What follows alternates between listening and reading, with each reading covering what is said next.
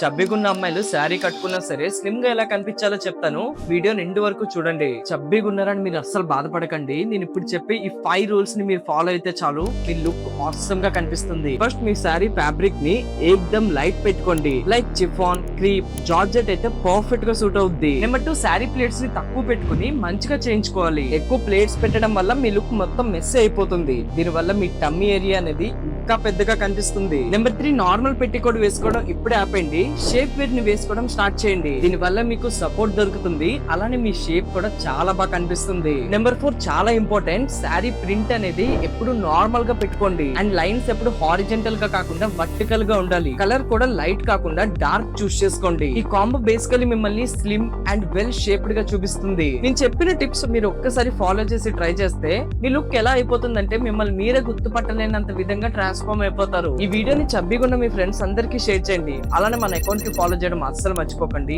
ఇలాంటి కంటెంట్ ఇంకా వస్తూనే ఉంటుంది.